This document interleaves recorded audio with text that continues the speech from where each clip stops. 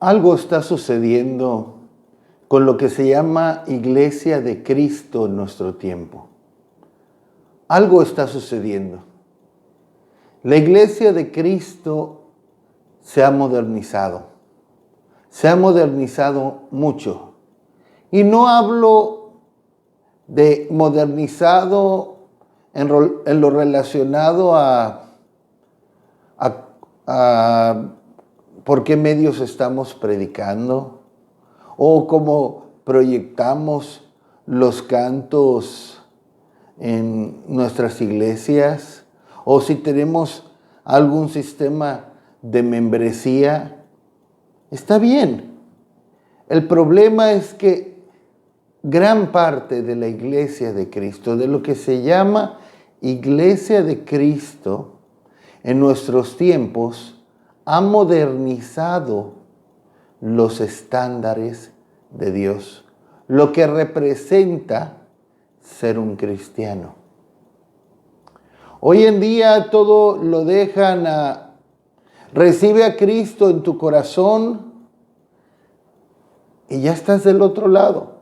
Recibe a Cristo en tu corazón y ya eres salvo. Ya es todo lo que tenías que hacer. Cristo ya lo hizo todo por ti. A eso lo reducen. Y sí, debemos recibir a Cristo en nuestro corazón. Yo puedo testificar que yo recibí a Cristo en mi corazón el 8 de julio de 1989. Ya estoy para cumplir 31 años de haber hecho esto. Y mi vida fue transformada a partir de ese mismo momento. Pero eso no lo es todo. Eso no lo es todo. Lamentablemente, la Iglesia de Cristo se ha modernizado mucho. Ha dejado lo que dice la Escritura, las sendas antiguas. Ha dejado el mensaje apostólico bíblico, porque ahorita hay cientos, quizá miles, que se autodenominan apóstoles, pero el mensaje ha cambiado mucho. Y dice la palabra de Dios en Jeremías 6:16, pregunten por las sendas antiguas. Vuelvan a las sendas antiguas, porque las sendas antiguas es el buen camino en el que deben de andar. Debemos, como Iglesia de Cristo, volver a la senda antigua, a la senda que nos dejaron los apóstoles al principio, las sendas que encontramos en las Escrituras, las sendas que encontramos en la iglesia primera, cuando ésta fue recién establecida. Hoy quiero hablarles de la verdadera conversión. La verdadera conversión. Y quisiera comenzar hablando que es necesario que pasemos de muerte a vida por medio de la conversión. En Efesios 2, versículos 1 al 2, dice así la palabra de Dios. Y Él os dio vida a vosotros cuando estabais muertos en vuestros delitos y pecados, en los cuales anduvisteis en otro tiempo, siguiendo la corriente de este mundo, conforme al príncipe de la potestad del aire, el espíritu que ahora opera en los hijos de desobediencia. Debemos comprender muy bien que cuando nos conducimos, cuando conducimos nuestras vidas, cuando vivimos sin tomar en cuenta a Dios, vivimos en nuestros delitos y pecados, siguiendo la corriente de este mundo. Si somos de aquellos que siguen la corriente de este mundo, siguen al mundo por donde quiera que va, hablan como el mundo habla, ven lo que el mundo ve, escuchan lo que el mundo escucha. Si seguimos uno más que sigue la corriente, Dice la palabra de Dios que esa corriente está controlada por el príncipe de la potestad del aire, el espíritu que opera en los hijos de desobediencia. Y cuando estamos en nuestros delitos y pecados, siguiendo la corriente de este mundo, que es controlada por el príncipe de la potestad del aire, Satanás, dice la Escritura que estamos muertos espiritualmente. Estamos espiritualmente muertos. Por eso dice Pablo a los Efesios, y también para nosotros, si Él os dio vida a vosotros cuando estabais muertos en vuestros delitos y pecados. Estaban muertos en vuestros delitos y pecados, pero Cristo es el que les da vida espiritual. Y cuando nosotros nos encontramos muertos en nuestros delitos y pecados, estamos bajo el riesgo de llegar a la segunda muerte.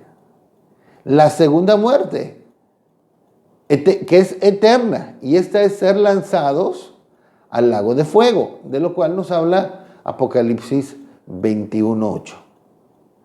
Pero Cristo Jesús, es el que nos hace pasar de muerte a vida, como el apóstol Juan declara en 1 de Juan 3:14. Jesucristo nos hace pasar de muerte a vida, de muerte espiritual a vida y vida en abundancia, como Jesús también habla y Juan lo registra en Juan capítulo 10, verso 10. Pero aquí lo interesante es, ya hemos visto, Cristo es el que nos hace pasar de muerte espiritual a vida espiritual. Estamos vivos físicamente, pero miren, yo he escuchado a muchas personas decir, yo estoy muerto en vida. Y tal vez se refieren porque les va mal, porque no se sienten realizados, porque tienen muchos problemas. Pero esa es una realidad en una gran mayoría de personas en este mundo. Están muertos espiritualmente mientras están vivos en lo natural, porque están muertos en sus delitos y pecados siguiendo la corriente de este mundo, que es conforme al príncipe de la potestad del aire, Satanás. Pero ¿en qué momento? Lo interesante aquí es, ¿en qué momento Dios o Jesucristo nos hace pasar de muerte a vida? ¿En qué momento recibimos vida? Vamos a verlo en el libro del profeta Ezequiel, en capítulo 18, verso número 32. Nos dice así: porque no quiero la muerte del que muere, dice Jehová el Señor. Convertíos pues y viviréis. Convertíos pues y viviréis. Yo no quiero la muerte del que muere. Yo no quiero que permanezcan en muerte. Yo no quiero que sigan muertos espiritualmente. Conviértanse y vivirán. Cristo es el que nos da vida cuando nos convertimos, cuando experimentamos una verdadera conversión. No cuando lo recibimos en nuestro corazón. Como repito, es bueno, es necesario. Sí hay que recibir a Cristo en nuestro corazón, pero necesitamos convertirnos, experimentar una verdadera conversión. Y de aquí yo quiero pasar a una sección donde le estoy llamando convencidos o convertidos. Jesús tuvo muchos simpatizantes, muchos que estaban convencidos de él, muchos convencidos, muchos que le daban like, muchos decían like a Jesús, like, pero nada más. No pasaban a ser seguidores de él. no se comprometían con Él, no se convertían a Él. Solamente eran simples simpatizantes. Y hoy en día, de la misma manera, Jesús tiene muchos simpatizantes. Y miren, no me refiero solo afuera, sino aún dentro de iglesias que se llaman cristianas o evangélicas. Dentro de las iglesias hay muchos simpatizantes que no han llegado a una verdadera conversión. En el Evangelio de Juan, en el capítulo 2, versos 23 al 25, estando Jesús en Jerusalén, en la fiesta de la Pascua, muchos creyeron en su nombre, viendo las señales que hacía. Pero Jesús mismo no se fiaba de ellos, porque conocía a todos y no tenía necesidad de que nadie le diese testimonio del hombre, pues él sabía lo que había en el hombre. Estaba Jesús en Jerusalén, en la fiesta de la Pascua, una fiesta a la que todo judío en el territorio de Israel, como en otros territorios, tenían que subir a Jerusalén a celebrar la fiesta. Y Jesús hizo muchos milagros. Y toda la gente se admiraba de él. Toda la gente estaba maravillada de él. Todos le aplaudían. Todos hablaban bien de él. Todos lo aceptaban. Recibía muchos likes. Recibía muchos corazoncitos. Todos creían en él. Era muy aceptado. Era muy popular. Pero hasta ahí. Hasta ahí. No se entregaban a él. No se convertían a él. No se comprometían con él. Y Jesús lo sabía eso. Miren, aquí dice la Escritura que muchos creyeron. Y no está Jesús emocionado diciendo: es un éxito. Soy todo un éxito. Soy muy popular. He logrado 1,000, 2,000, 5,000, 20,000 likes. No. A él no le emocionaba eso. Dice la Escritura que no había necesidad que nadie le diese testimonio del hombre, pues él sabía lo que había en el hombre. Él sabía lo que había en el hombre. Sabía lo que había en cada uno. Que solamente estaban emocionados y todo era superficial.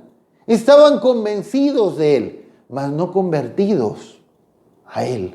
No comprometidos con él. Miren, debemos recordar que el Señor no mira las apariencias. El Señor no mira las apariencias. Como nos dice 1 Samuel 16:7. Y Jehová respondió a Samuel: no mires a su parecer ni a lo grande de su estatura, porque yo lo desecho. Porque Jehová no mira lo que mira el hombre, pues el hombre mira lo que está delante de sus ojos, pero Jehová mira el corazón. Samuel fue enviado a la casa de Elí. Dios le mostró a Samuel: ve a la casa de Elí. Y de Isaí, perdón. Ve a casa de Isaí de Belén, y de entre sus hijos me he provisto el que será rey de Israel. Entonces, Isaí le mostró a todos sus hijos y vio al primero de ellos, a Eliab, y lo vio grandote, lo vio fuerte, lo vio rubio, lo vio guapo, y dijo: este debe ser. Y ya iba a tomar el aceite para ungirlo, y Dios le dijo: detente. Tú estás mirando solo las apariencias, pero yo miro más allá de las apariencias. Yo miro el corazón. Así que nosotros podemos aparentar muchas cosas superficialmente, pero Dios no ve las apariencias. Él ve la realidad de lo que hay en nuestros corazones. No se trata de solamente estar convencidos de Cristo, sino estar convertidos a Él. Entonces, los discípulos pudieron entender la importancia de esto y eso fue lo que ellos predicaron. En Hechos 3, verso 19, el apóstol Pedro dice las siguientes palabras: así que arrepentíos y convertíos para que sean borrados vuestros pecados, para que vengan de la presencia del Señor tiempos de refrigerio. El apóstol Pedro aquí está predicando poco después que fuera lleno del Espíritu Santo. Y le habla a los hombres y les dice: arrepiéntanse y conviértanse. Arrepiéntanse y conviértanse para que sean borrados sus pecados y para que vengan de la presencia del Señor tiempos de refrigerio. Ese era el mensaje del apóstol Pedro. Arrepiéntanse y conviértanse. Esa es la senda antigua. Esa es la senda, ese es el buen camino al cual Dios quiere que se vuelva su iglesia. El mensaje del arrepentimiento y la conversión, que quizás no es un mensaje tan carismático, no es un mensaje que agrade tanto como hablar de prosperidad. Ven a Cristo y vas a ser muy próspero. Ven a Cristo y vas a recibir mucho dinero. Ven a Cristo y Él te va a dar todo lo que le pidas. Nada más tienes que declararlo, tienes que decretarlo y tienes que cancelar la pobreza y todo lo vas a recibir porque eres hijo del Rey. Yo no veo a Pedro y a Pablo hablando ese tipo de mensajes. Dios nos dice: pregunta por el buen camino. Vuelve a la senda antigua y anda por ese camino.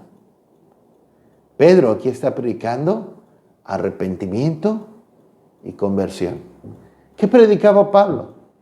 Hechos 26:20. Sino que anuncié primeramente a los que están en Damasco y Jerusalén y por toda la tierra de Judea y a los gentiles que se arrepintiesen y se convirtiesen a Dios, haciendo obras dignas de arrepentimiento. Pablo, donde quiera que iba, tenía un solo mensaje. Dice: a los que están en Damasco, a los que están en Jerusalén, a los de Judea y a los gentiles, a todos les di el mismo mensaje: que se arrepintieran y se convirtieran a Dios, haciendo obras dignas de arrepentimiento. Mira, si tú llegaste a Cristo, con todo respeto, si solamente recibiste a Cristo en tu corazón y de ahí comenzaste a asistir a la iglesia, te bautizaste y nada más asistes a la iglesia y te acuerdas que eres cristianito los domingos, eso no es ser cristiano. Eso no es ser cristiano. Primeramente necesitas arrepentirte y convertirte a Dios. El arrepentimiento está ligado a la conversión. El arrepentimiento no es verdadero si el hombre no se convierte. Y el hombre no puede convertirse si no se arrepiente. El arrepentimiento y la conversión deben fluir juntos. El arrepentimiento implica un cambio de mentalidad. Arrepentimiento viene de la palabra griega metanoia, que significa cambio de mentalidad, un lamento y dolor con respecto al pecado. Esto lo hablo en el mensaje del arrepentimiento. Tenemos un mensaje del arrepentimiento en nuestro canal de YouTube que se llama El cimiento poco considerado. Ok, eso es arrepentimiento. Arrepentimiento, cambio de mentalidad. Un lamento, un dolor con respecto al pecado. Más la conversión representa un cambio de dirección. Conversión viene de la palabra griega epístrofe. Epístrofe significa volverse de hacia. Volverse de, dar una media vuelta de un camino para dirigirse a otro camino. Eso es conversión. Yo podría decir que yo encuentro el arrepentimiento y la conversión en un verso en Isaías 55:7. Isaías 55:7 dice: deje el impío su camino y el hombre inicuo sus pensamientos y vuélvase a Jehová, el cual tendrá de él misericordia. Deje el impío su camino, el hombre inicuo sus pensamientos, un cambio de mentalidad, y vuélvase a Jehová. Conversión. Ahora, ¿de qué nos tenemos que convertir? ¿De qué nos habla la Escritura que nos tenemos que convertir? ¿Qué es convertirnos? Es que antes iba a tal iglesia y ahora voy a otra iglesia y ya me convertí en cristiano. No. Vamos a ver de qué dice la Escritura que nos debemos convertir. Primeramente, conversión de las tinieblas a la luz. En Hechos 26:18. Para que abra sus ojos, para que se conviertan de las tinieblas a la luz y de la potestad de Satanás a Dios, para que reciban por la fe que es en mí perdón de pecados y herencia entre los santificados. Esta fue la comisión que le dio el Señor al apóstol Pablo cuando él se convirtió. Esto fue lo que Dios le dijo a Pablo, que es lo que él haría. Llevar a las personas, primeramente, para que abrieran sus ojos y para que se convirtieran de las tinieblas a la luz. Convertirse de las tinieblas a la luz. Esto es algo muy amplio. Es convertirnos del pecado, que es lo que nos aprisiona y nos lleva a la muerte. Vamos a ver en el Salmo 107, 10 y 11 y luego el verso 14. Algunos moraban en tinieblas y sombra de muerte, aprisionados en aflicción y en hierros, por cuanto fueron rebeldes a las palabras de Jehová y aborrecieron el consejo del Altísimo. Verso 14. Los sacó de las tinieblas y de la sombra de muerte y rompió sus prisiones. Amén. Muy bien. Siempre debemos dejar que la Biblia interprete a la Biblia. Nuestro primer punto es convertirnos de las tinieblas a la luz. Entonces tenemos que buscar un verso que nos muestre qué son las tinieblas o qué representan las tinieblas para llegar a una interpretación correcta de lo que dice la Escritura, dejando que sea la Biblia, la palabra de Dios, quien nos interprete a la misma palabra de Dios. Aquí encontramos en el Salmo 107, versos 10, 11 y 14, dice: algunos moraban en tinieblas y sombra de muerte. ¿Quiénes? Aquí nos va a mostrar de qué nos hablan las tinieblas, la sombra de muerte. Bueno, está relacionando las tinieblas con una sombra, que también son tinieblas, de muerte. Muerte, que nos lleva a la muerte. La Escritura nos dice que la paga del pecado es la muerte. Aprisionados en aflicción y en hierros, por cuanto fueron rebeldes a las palabras de Jehová y aborrecieron el consejo del Altísimo. Nos dice ahora aprisionados. ¿Qué es lo que nos aprisiona? Bueno, Jesús dice que el que hace pecado, esclavo es del pecado. Está preso en el pecado. Pero ¿por qué estaban morando en tinieblas y sombra de muerte, aprisionados en aflicción y en hierros? Por cuanto fueron rebeldes a las palabras de Jehová y aborrecieron el consejo del Altísimo. Eso es vivir en el pecado, ignorando la ley de Dios, ignorando el consejo de Dios. Primera de Juan 3:4 nos dice que el pecado es la infracción a la ley de Dios.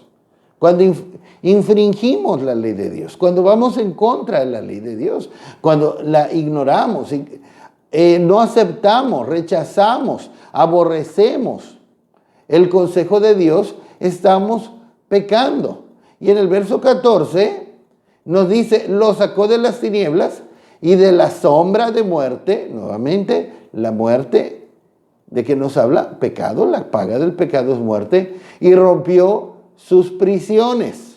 Está hablando que fueron libertados de las prisiones. El que hace pecado, esclavo es del pecado. Juan 8:34. Entonces, como podemos ver, en estos versos se relaciona, aunque no menciona el pecado, la palabra pecado en el Salmo 107, versos 10, 11 y 14, no está mencionando el pecado, pero nos está hablando de los efectos del pecado. Entonces, sí está hablando del pecado, pero de una manera escondida. Y de hecho Dios así actúa. La Escritura nos dice en Proverbios, gloria de Dios es encubrir un asunto, pero honra del rey es escudriñarlo. También la Escritura nos dice que Dios nos habla cosas escondidas desde tiempos antiguos. O sea que en este verso podemos ver claramente, dejando que la Escritura interprete la misma Escritura, podemos ver claramente que que las tinieblas nos hablan del pecado. Entonces, si tú has vivido tu vida siendo rebelde, aunque sea pasivamente, a las palabras de Dios, ignorando a Dios, aunque digas que tienes mucha fe, ignorando a Dios, haciendo a un lado los consejos de Dios, estás en tinieblas y necesitas convertirte a Dios, convertirte de las tinieblas a la luz. Entonces, primeramente, somos llamados a convertirnos de las tinieblas a la luz, de las tinieblas del pecado a la luz. ¿Qué es la luz? Bueno, el apóstol Pablo en 2 Corintios 4:4 nos habla de la luz del evangelio de la gloria de Cristo, el cual es la imagen de Dios. Convertirnos del pecado a la luz del evangelio de la gloria de Cristo. Si vivíamos en el pecado de la fornicación, del adulterio, de la mentira, del robo, de la estafa, es necesario arrepentirnos y convertirnos de eso para seguir a Cristo. Para seguir a Cristo, conforme a sus palabras. Bueno, pero eso no es lo único de lo cual hemos de convertirnos a Dios. Siguiente punto de lo cual convertirnos. Conversión de la potestad de Satanás a Dios. En Hechos 26:18, para que abra sus ojos, para que se conviertan de las tinieblas a la luz, y de la potestad de Satanás a Dios, para que reciban por la fe que es en mí perdón de pecados y herencia entre los santificados.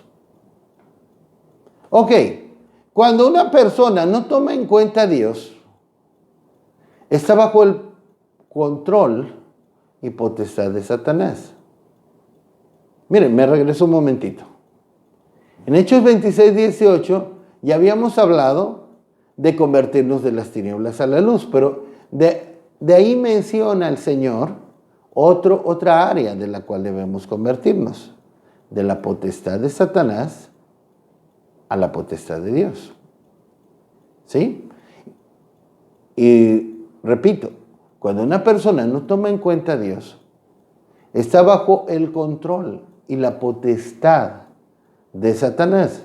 Miren, aunque no haya hecho un pacto con él, con el diablo, aunque una persona no haya hecho un pacto con el diablo, aunque no haya estado en una misa negra o en todas esas cosas, Satanás tiene el derecho, la potestad, la libertad de acción en los hijos de desobediencia. Eso ya lo leímos en Efesios 2, del 1 al 2. Nos habla que el príncipe de la potestad del aire actúa en los hijos de desobediencia, en los que desobedecen a Dios, en los que no toman en cuenta a Dios. Tiene libertad de acción. Cada área de nuestras vidas de desobediencia a Dios es una puerta abierta para que Satanás pueda actuar y operar en nuestras vidas y oprimirnos, como nos dice Hechos 10:38. El diablo oprime a muchas personas y es necesario que el hombre se convierta también de la potestad de Satanás a Dios. De hecho, la Escritura también nos dice en 1 Juan 5:19 que el mundo entero está bajo el maligno. El hombre debe convertirse de estar bajo la potestad del diablo, bajo el poder, bajo el dominio del diablo, para estar bajo la potestad de Dios. Y repito, aunque tú te sientas muy bueno, tú te sientas muy buena gente, te sientas que no le haces mal a nadie, pero si no tomas en cuenta a Dios, si no sigues a Dios, antes desechas el consejo de Dios, los caminos de Dios, sigues la corriente de este mundo, vives en el pecado. Cada área de pecado que nosotros podamos tener es una puerta abierta, es una invitación a Satanás para que opere, para que trabaje en nuestras vidas. Ok, algo más de lo que nos hemos de convertir, de las vanidades a Dios. En Hechos 14:15, Hechos 14:15 dice, y diciendo, varones, ¿por qué hacéis esto? Nosotros también somos hombres semejantes a vosotros, que os anunciamos que de estas vanidades os convirtáis al Dios vivo, que hizo el cielo y la tierra, el mar y todo lo que en ellos hay. Que se conviertan de estas vanidades o de cualquier vanidad al Dios vivo. Muchas personas viven para lo que es vano. Viven para la vanidad. O como dice Salomón en Eclesiastés 2:11, para lo que no tiene ningún provecho debajo del sol. En Eclesiastés 2, del 1 al 10, Salomón hace un recuento de aquello a lo que dedicó su vida. Y dice, todo era vanidad y sin provecho alguno debajo del sol. Hay muchos que se dedican a la vanidad, que han entregado su vida a la vanidad. ¿Cuál vanidad? Bueno, pueden ser los placeres de la vida, el aplauso, el reconocimiento de los hombres. Son cosas vanas. Los placeres de la vida son cosas vanas.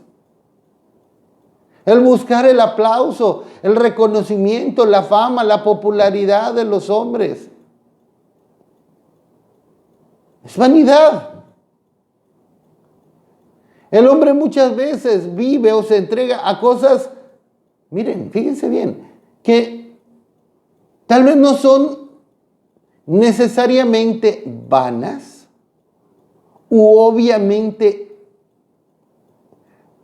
no son necesariamente malas u obviamente malas, pero son vanas. Y le impiden buscar a Dios. Le consumen su tiempo, su vida. No lo dejan buscar a Dios o lo apartan de Dios. Y es necesario que el hombre se convierta de vivir para ese tipo de cosas que son vanas, que no tienen ningún provecho debajo del sol, que no tienen ningún provecho en esta vida y eternamente. Pero convertirnos a Dios, entregar nuestra vida a Dios, seguir al Señor no es algo vano. Es algo que tiene, como dice también la Escritura, recompensa en esta vida y por toda la eternidad. Algo más de lo que nos hemos de convertir. Algo más que abarca una verdadera conversión a Dios.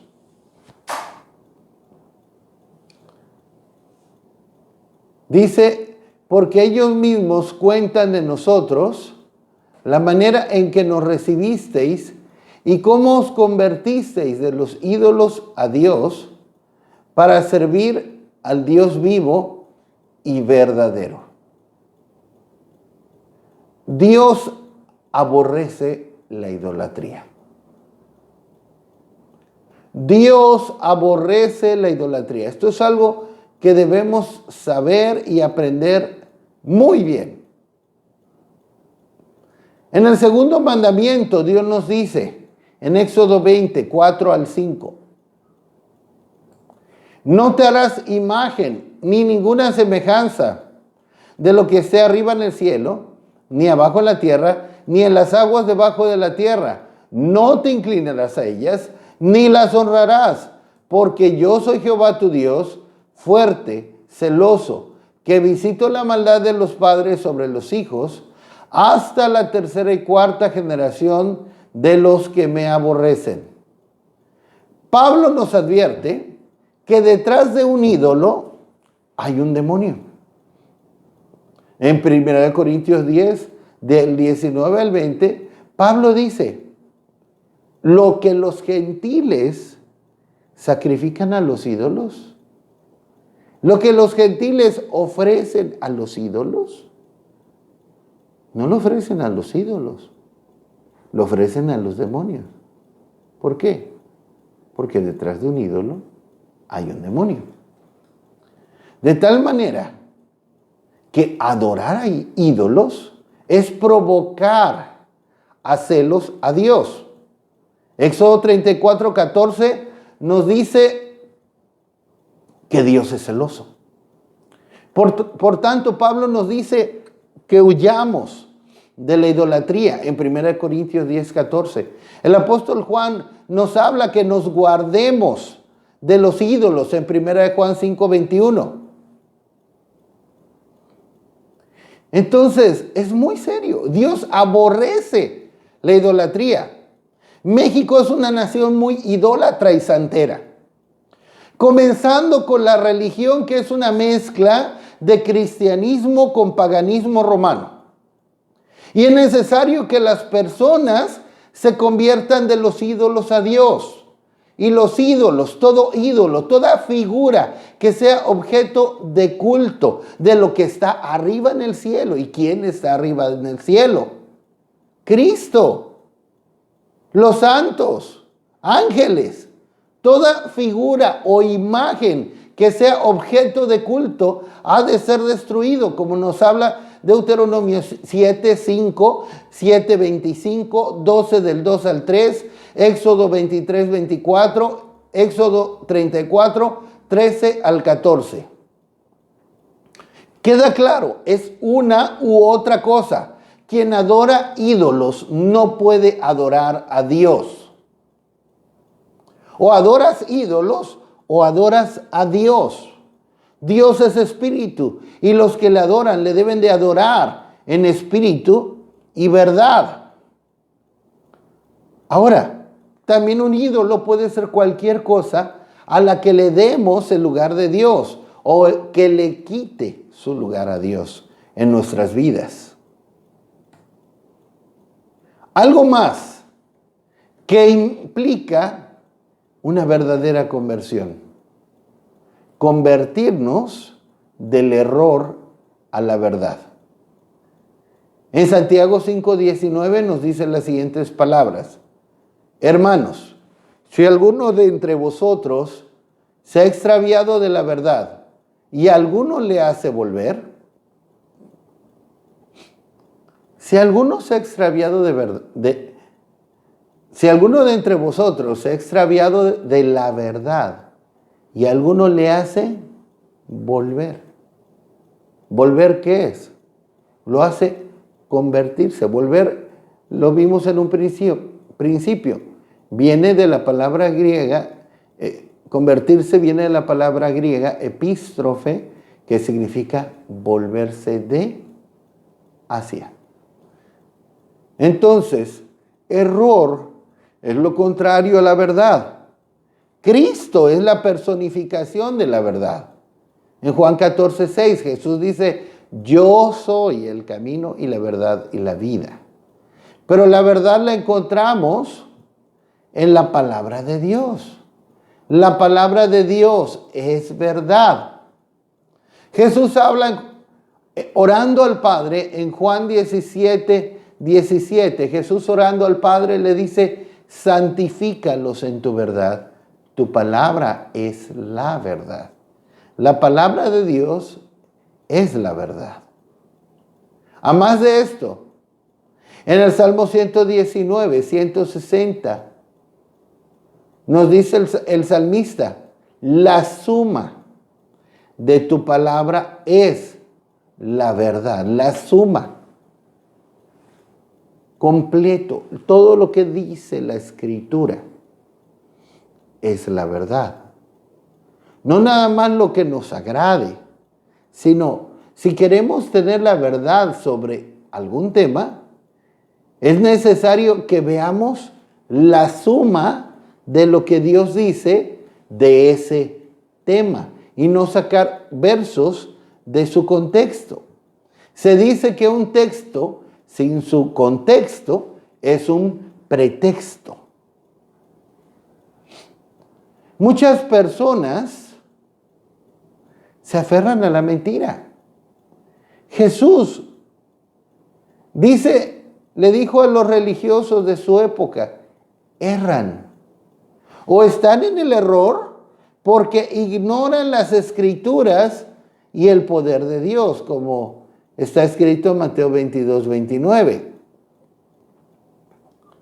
Y miren, muchas personas se aferran a la mentira, aún sabiendo que es mentira. Se aferran a su mentira y saben que es una mentira, pero están aferrados a esa mentira y no la sueltan.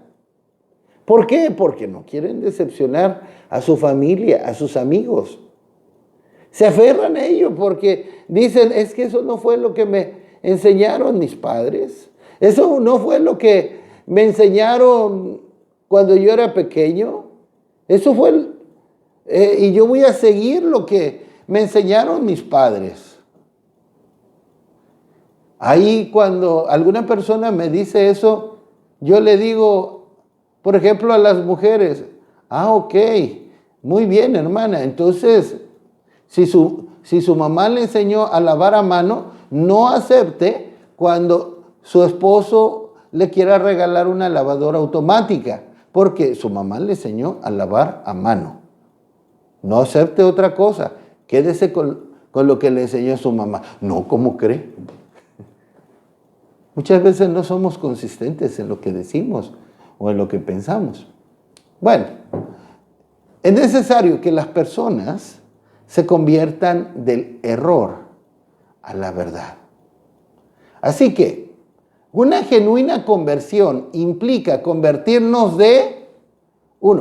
de las tinieblas a la luz. 2, de la potestad de Satanás a Dios. 3, de las vanidades a Dios.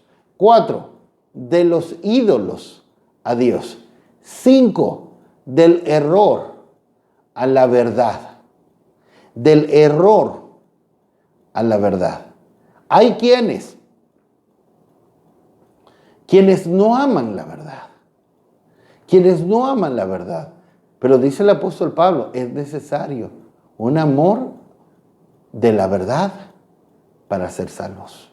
Que amen la verdad para ser salvos. Entonces, 5 áreas de conversión que implican una verdadera conversión. Y mira, si tienes 5, 10, 15, 20 años en una iglesia cristiana y esto no es una realidad en tu vida, y tú dices que te convertiste, mira, ¿quién sabe en qué te convertiste? Pero en cristiano no te convertiste.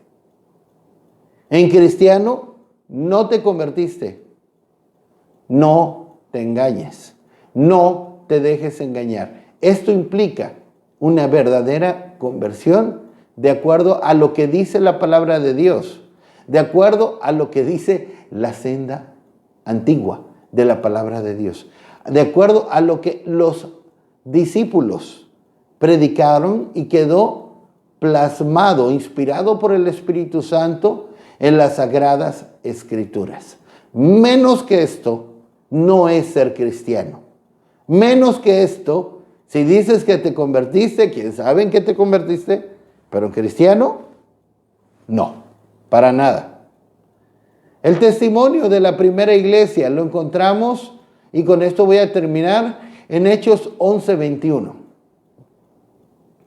Nos dice, y la mano del Señor estaba con ellos, y gran número creyó, ¿y qué más?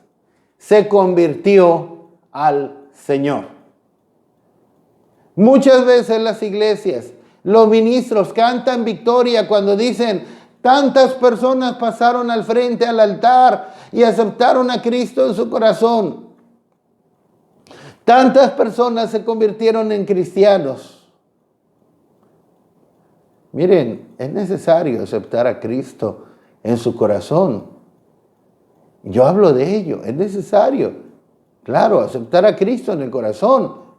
Pero si eso es lo único que ha sucedido en una persona, no podemos estar seguros, muy seguros, que esa persona sea salva, que esa persona sea cristiana, que esa persona ya haya pasado de muerte a vida.